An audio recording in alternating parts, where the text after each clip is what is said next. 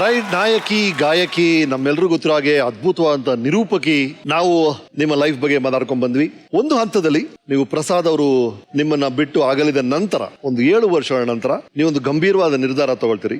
ಮತ್ತೊಂದ್ಸಲ ಮದುವೆ ಆಗ್ಬೇಕು ಅಂತ ಡಿಸೈಡ್ ಮಾಡ್ತೀರಿ. ಮಿಸ್ಟರ್ ಜ್ಯೋತಿ ಪ್ರಕಾಶ್ ಅವ್ರನ್ನ ಮದುವೆ ಆಗ್ತೀರಿ. ಅವ್ರನ್ನ ಎಲ್ ಮೀಟ್ ಮಾಡಿದ್ರಿ? ಈ ನಿರ್ಧಾರ ಹೇಗ್ ತಗೊಂಡ್ರಿ? ಹೇಗ್ ಶುರು ಆಯ್ತು ಈ ಕತೆ? ಒಂದು ಪ್ರಾಜೆಕ್ಟ್ಗೋಸ್ಕರ ಕೆಲಸ ಮಾಡ್ತಾ ಇದ್ವಿ. ಅದರಲ್ಲಿ ಎಕ್ಸಿಕ್ಯೂಟಿವ್ ಪ್ರೊಡ್ಯೂಸರ್ ಆಗಿ ಅವರು ಬಂದಿದ್ರು. ತುಂಬಾ ಸತ್ಯವನ್ನ, ನಿಜವನ್ನ ಇದ್ದದಿದ್ದ ಹಾಗೆ ಹೇಳೋದಕ್ಕೆ ಧೈರ್ಯ ಬೇಕು. ಹೌದು, ಅಂಥ ಪ್ರಚಂಡ ಧೈರ್ಯ ಇರುವಂತ ಮನುಷ್ಯ. ಈ ಒಂದು ಗುಣ ನನ್ನನ್ನ ಅವ್ರ ಕಡೆಗೆ ಆಕರ್ಷಿಸಿತು. ಹಾಗಾಗಿ ಇಬ್ಬರಿಗೂ ಒಂದು ಸಂಗಾತಿತನದ ಅವಶ್ಯಕತೆ ಇತ್ತು. ಮತ್ತು ಇದೇ ಕೆಲಸವನ್ನ ಮಾಡುವಂಥವ್ರು, ಈ ಫೀಲ್ಡ್ ನಲ್ಲೇ ಇರುವಂಥವ್ರು, ಪದ್ಯಗಳನ್ನ ಲೀಲಾಜಾಲವಾಗಿ ಬರಿತಾ ಇದ್ರು, ಮಾತುಗಳು ಅಷ್ಟೇ. ಈ ತರದ ಒಂದು ಸನ್ನಿವೇಶದಲ್ಲಿ ನಮ್ಮ ಪರಿಚಯ ಆಯಿತು. ಹಾಗೆ ಅದು ಮದುವೆ ಕಡೆಗೆ ತಿರುಗಿತು. ಪ್ರಸಾದ್ ಅವರ ನಂತರ ನಾನು ಈ ದೃಷ್ಟಿಕೋನದಿಂದ ಗಮನಿಸಿದಂಥ ಒಬ್ಬ ವ್ಯಕ್ತಿ ಅಂತಂದ್ರೆ ಜ್ಯೋತಿ ಪ್ರಕಾಶ್ ಅತ್ರೆ. ರೈಟ್, ಅದರ ಬಗ್ಗೆ ನಮ್ಮ ವೀಕೆಂಡ್ ಟೆಂಟ್ ಏನ್ ಹೇಳುತ್ತೆ ನೋಡೋಣ. ಪ್ರೀತಿ ಅಂದ್ರೆ ತ್ಯಾಗ, ಪ್ರೀತಿ ಅಂದ್ರೆ ವಿಶ್ವಾಸ, ಪ್ರೀತಿ ಅಂದ್ರೆ ಕ್ಷಮೆ.